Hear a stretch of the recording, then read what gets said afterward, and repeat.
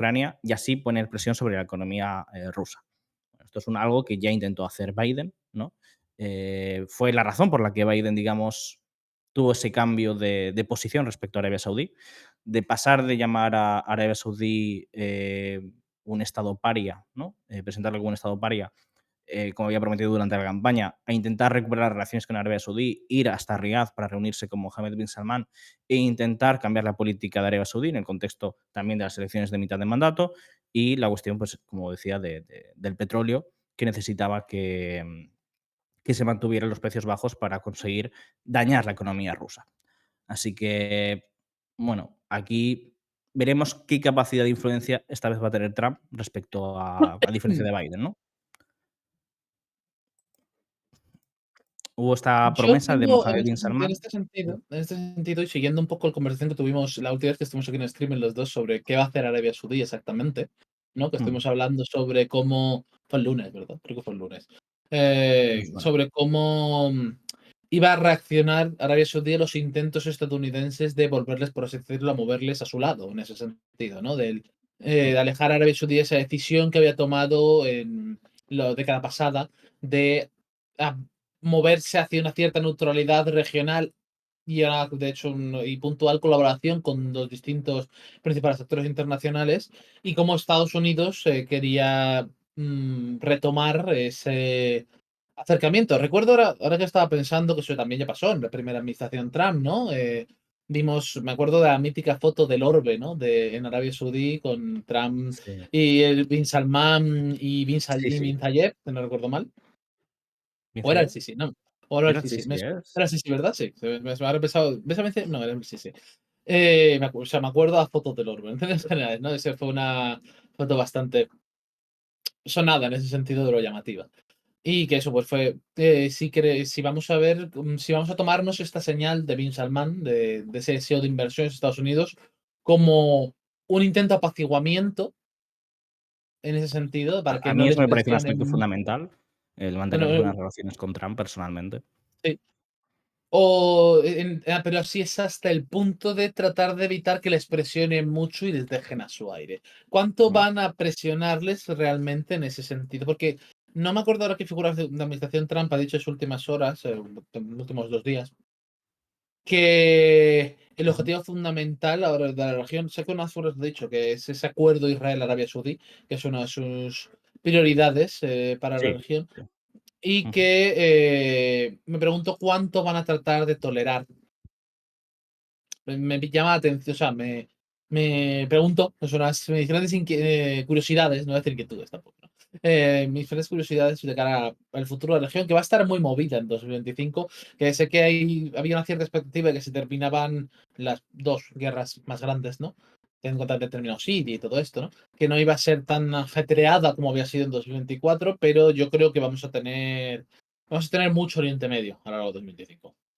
Sí, yo creo que digamos, la presión de Trump y el interés de Trump en Arabia Saudí va a estar más dirigido a Oriente Medio y los resultados de Oriente Medio que a Rusia y Ucrania realmente. Es un comentario que echa, pero no creo que vaya a ser lo importante para él. Bueno, antes de movernos ahí, Trump también ha dicho que que ha mantenido contacto directo con Xi Jinping y que pretende trabajar junto con él para terminar con la guerra.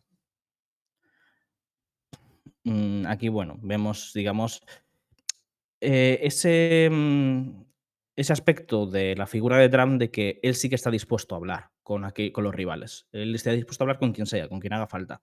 Una postura muy diferente a la que mantienen Biden y los demócratas, que mantienen una postura de hay que mantener aislados, hay que hacer los estados parias, hay que mantenerlos fuera. Pero él tiene una postura más de Estados Unidos es quien manda y Estados Unidos simplemente puede hablar con quien le da la gana para llegar a los mejores acuerdos. Tiene un pensamiento más transaccional, más unilateral y no tan de grupo, no tanto de construir coaliciones multilaterales como es esa política exterior que han mantenido durante, digamos, toda la Guerra Fría, después de la Segunda Guerra Mundial, Estados Unidos, que es la orientación esencialmente tradicional en la política exterior desde entonces, y que Trump es una de las principales rupturas, ¿no?, que supone.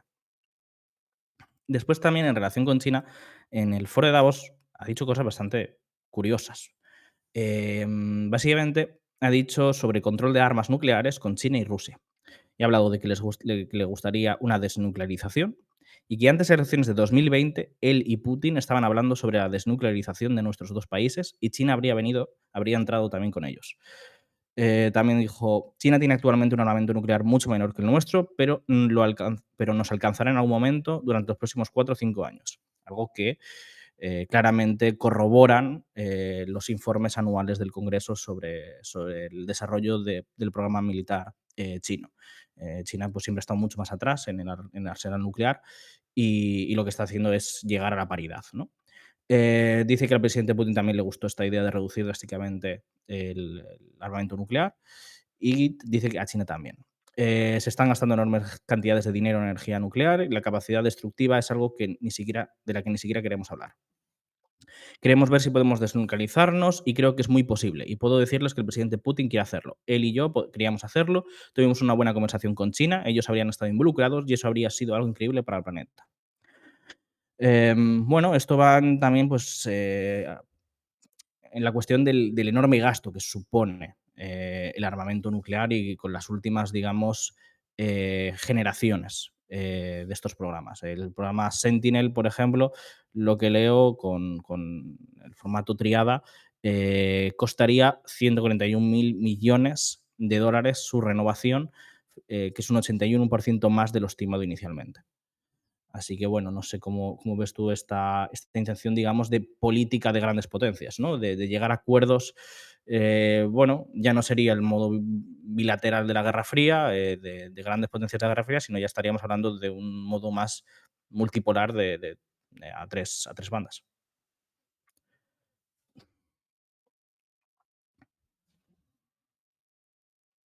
Estás silenciado.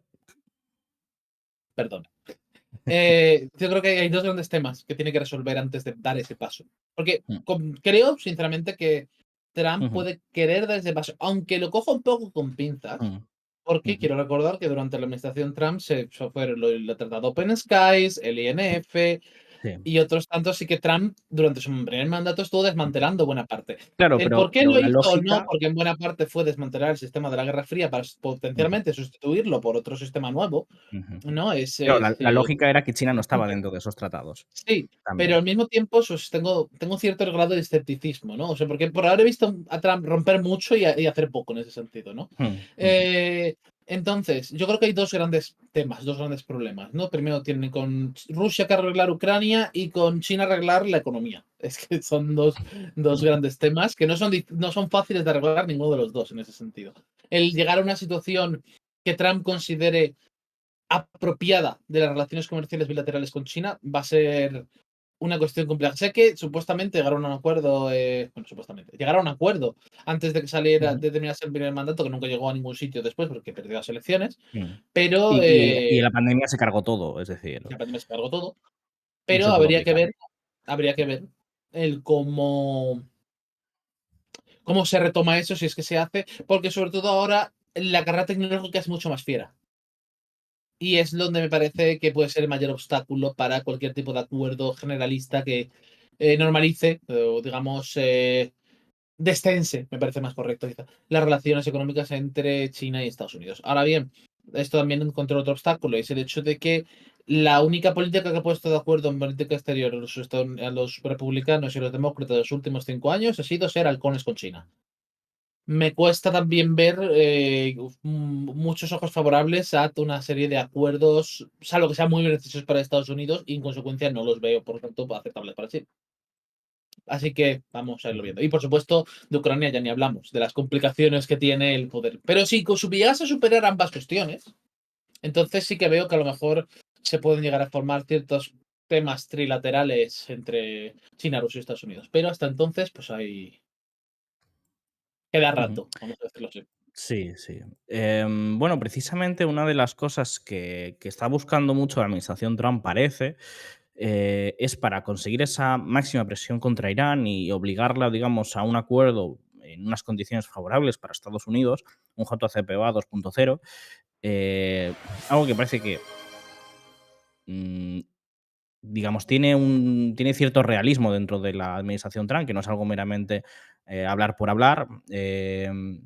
Trump, precisamente, digamos, cuando llegó al precipicio, al momento de prácticamente llegar a la guerra con Irán, se echó para atrás, dio un paso para atrás. Y hay que recordar que Trump también ha dicho muchas veces que él no está por un cambio de régimen en Irán, que no está a favor de esa política y que él está en favor de llegar a un acuerdo con la República Islámica de Irán.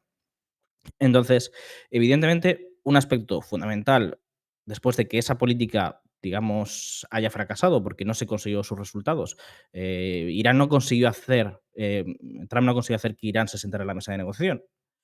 Un aspecto ahí importante es China. Es decir, China importa el 80% del petróleo de Irán, creo que se importa hacia China.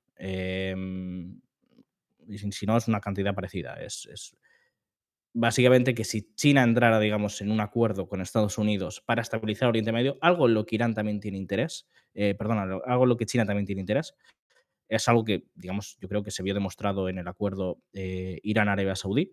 Eh, Intentaba alejar a Irán de la política más de conflictos proxy, de enfrentamiento con Israel, y acercar a una política más de estabilización y de mantener buenas relaciones con el que venía a ser su archirrival hasta ese momento, Arabia Saudí, que ahora se ha llegado a una distensión, ¿no?, entre ellos. Entonces, hay esa intención, parece, en la administración Trump de conseguir el apoyo de China para eh, hacer que Irán se mueva en otra dirección. La cuestión es, por un lado, cuánto interés puede tener China en eso. Yo creo que tiene una parte de interés en cuanto a estabilizar la región para conseguir que los flujos de hidrocarburos continúen sin ningún obstáculo, pero también existe el peligro de que precisamente Irán se mueva en una dirección demasiado prooccidental. Em, habrá que ver. Bueno, la cuestión es que aquí hay, pues bueno, alguna serie de movimientos, de cambios que apuntan a esto. El Financial Times indica que Steve Witkoff se haría cargo del asunto iraní. Básicamente es el enviado de Trump para Oriente Medio y es el que negoció el acuerdo de alto el fuego de Gaza durante los últimos días en nombre de la entrante administración Trump. Y básicamente Al los... parecer, porque está totalmente en Sí, línea, Trump acaba de decir, ahora mismo, literalmente, que vale. estaría bien poder resolver la cuestión iraní sin recurrir a que Israel tenga que realizar una campaña de bombardeos. Ajá.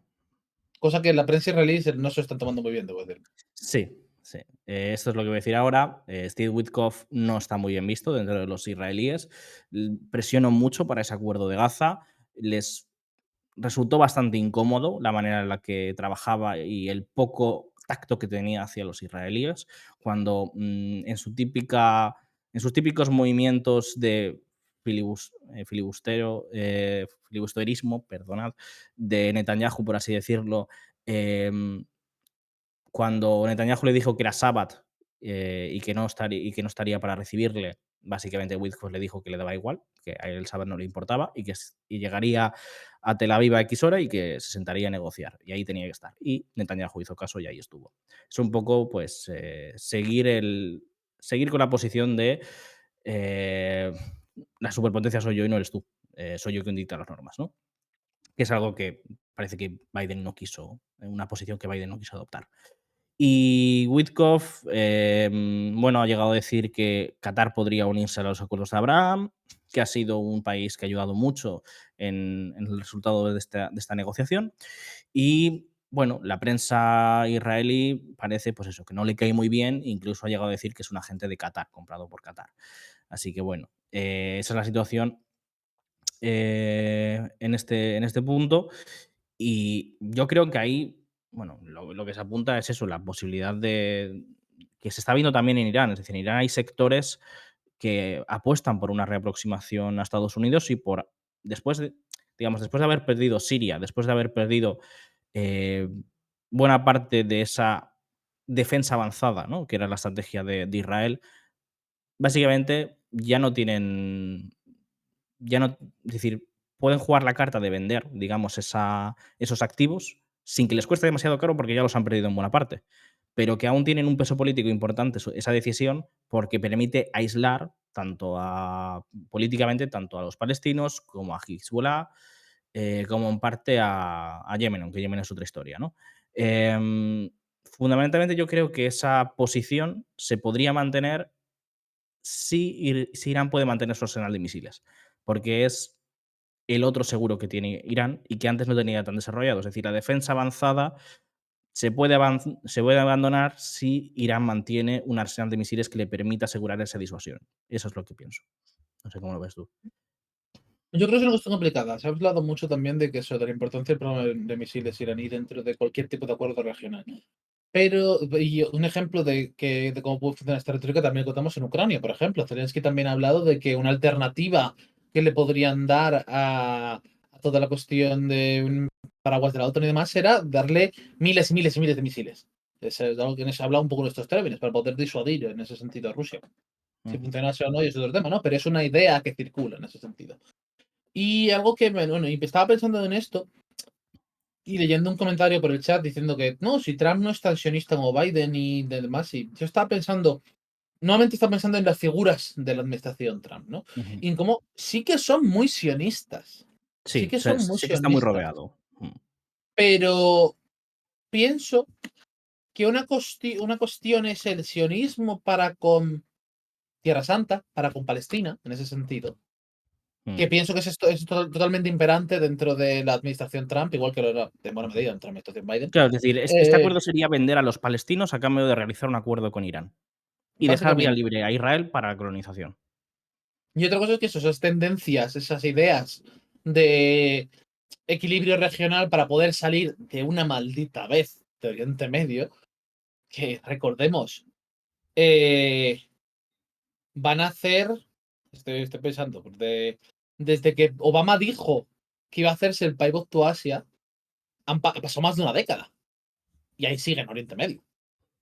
Ujú. Yo creo que puede ser parte de esa idea fundamental de que sí, pueden ser todos los turbosionistas que quieras, pero también hay una presión muy importante dentro de, digamos, las élites de política exterior estadounidense, incluso las que no son parte del blob de ese establishment, ¿no? Sino también de las que son del grupo de MAGA y de nuevas élites republicanas y demás, que piensan eso de que por muy pro-israelíes que seamos, hay que conseguir un acuerdo para poder salir de Oriente Medio. No podemos estar ahí para siempre, no con un despliegue extendido. Entonces, yo creo que puede entenderse que la coherencia de, como tú dices, intercambiar Palestina por Irán y dejar Y hacer los a Israel, lo como siempre se ha hablado, ¿no? El dejar hacer y los iraníes no dentro de. tienen muchos iraníes no tienen ningún problema, es decir, sobre todo los más nacionalistas.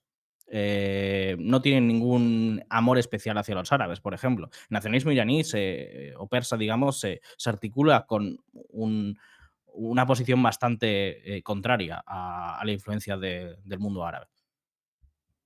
De hecho, tenemos crecientes sectores, digamos, del nacionalismo persa dentro de Irán, que han estado Ujú. haciendo declaraciones, pienso en Zarif, por ejemplo, cuando salió de totalmente aparato diplomático y se retiró y empezó a ser muy crítico con la postura tradicional de apoyo a la resistencia, apoyo a Palestina, diciendo todo ese dinero que estamos invirtiendo en todo esto, tendríamos que estarlo invirtiendo en casa. De hecho, el otro día dijo en Davos, eh, el 7 de octubre nos jodió la reaproximación con Estados Unidos. Sí. Y Es es decir, que yo es creo eso, que claramente dentro de la administración Biden el objetivo parecía ser con ese, como decía Sullivan, Oriente Medio nunca ha estado más tranquilo que nunca. Primero hacer el acuerdo entre Arabia Saudí e Israel y después pasar al acuerdo nuclear. sí, posiblemente. Y eso que es porque hay un sector influyente de Irán que no quiere saber ya nada más de todo esto porque piensa que no les merece la pena absoluta. Y que además el efecto movilizador que podía tener hace 30 años, de 20 años, la causa palestina, a la hora de conseguir apoyo e influencia en la región de Oriente Medio, posiblemente se ha visto bastante reducido en la actualidad. Y pues en consecuencia ya no tiene esa. Entonces, pues porque básicamente nunca ha sido una cuestión fundamental de valores, en realidad es una cuestión también de importancia en la política exterior y una manera de articular la influencia iraní dentro de la región. Yo creo que ahí va a haber tensiones, evidentemente, dentro de la Sí, administración Trump, evidentemente. entre los sectores más favorables a Israel y asegurar, digamos, esa política más halcón hacia Irán, y aquellos que querrán hacer ciertas concesiones, pero dejar cerrado la cuestión iraní desde una posición negociadora. Ahí, pues bueno, te comentaba, ¿no? Hay un nombramiento que está generando bastante ruido, que es Michael Dimino, que sería nombrado como eh, para la política del Pentágono en Oriente Medio. Dirigiría digamos, ese portfolio y básicamente tiene la posición de que Oriente Medio no importa tanto para Estados Unidos. Básicamente considera que Irán es una amenaza controlable de segundo nivel, que las tropas estadounidenses deberían abandonar Oriente Medio en buena parte porque suponen, digamos, una herramienta para generar tensión por parte de Irán. Por lo tanto, las tropas que están tanto en Irak, en Siria o en Jordania deberían largarse. Entiendo que mantendría sobre todo las tropas en el Golfo, que son las, digamos, las más importantes para Estados Unidos por el tema del petróleo. Y pues eso, diverge bastante con Israel sobre la importancia de Irán o de Gaza y criticó a Biden incluso por no tener una posición más dura con Israel en el tema de la ayuda humanitaria a Gaza. Así que, bueno, este tipo de perfiles indican que hay un interés entre ciertos sectores digamos, de la coalición de Trump en la Casa Blanca que apuntan a abandonar esa posición tan beligerante, digamos, neoconservadora, ¿no? Que han mantenido muchos en Estados Unidos desde la Revolución Islámica del 79, que consideran que hay que recuperar ese aliado estratégico que perdieron y para ello hay que hacer un cambio de régimen, porque básicamente consideran que el Irán de los ayatolás no es de fiar. Por ejemplo, durante el periodo de 2000-2005, cuando estaba Hatami, digamos, el presidente reformista que realizó una mayor aproximación a Estados Unidos y buscaba eso, negociar y terminar con el programa nuclear, etcétera. La respuesta de los neoconservadores fue Hatami es un Gorbachev y lo único que hay que esperar es a que caiga el régimen. Por lo tanto, pues bueno, yo creo que aquí pues esto va a ser una de las cuestiones más importantes y sobre todo más importantes durante este primer año. Nos están preguntando, sí, muy rápidamente, si cómo puede ser que Irán pueda estarse alejando ahora de la resistencia palestina, ahora cuando más islamistas son frente a cuando en el pasado más laicos o más comunistas, es el comentario. Y luego Mm. también nos preguntan si existen oposición organizada al modelo de República Islámica dentro de la propia Irán. Contestando muy rápidamente a esta última pregunta, sí, sobre todo por parte de distintas minorías. Hay Ujú. bastantes grupos políticos y grupos armados que se oponen a de la República Islámica.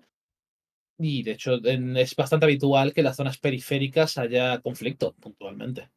No es, o sea, no es, creo que todos los años tenemos combates en alguna parte de Irán entre algunos de los grupos periféricos y la Guardia Revolucionaria o el cuerpo de seguridad que corresponde de Irán. Ujú. Sobre preguntaban, me has dicho, Sobre los lazos sí. de que cómo puede ser que ahora los lazos de resistencia de Irán. Bueno, yo creo que no son más islamistas. Em, pero básicamente, ¿por qué ahora? Pues básicamente porque ahora ya has gastado la carta. Es decir, ahora mismo lo que tiene que hacer Irán es reconstruir todo lo que ha perdido. Es decir, hacer un gasto de inversión enorme. Puede vender la carta políticamente, que le sigue valiendo la mesa de negociación, porque el apoyo político a Palestina y el apoyo político a Hezbollah sigue siendo importante dentro del equilibrio de fuerzas, especialmente en el Líbano. Por lo tanto, sigue teniendo la carta negociadora, pero no tiene la ventaja de la disuasión. Ahora la disuasión la ha perdido. Necesita invertir otra vez un mogollón de pasta para asegurar esa defensa avanzada, que era la política de Irán. Por lo tanto, está en las mejores condiciones para vender la carta sin perder lo que supondría haberla vendido en otro momento.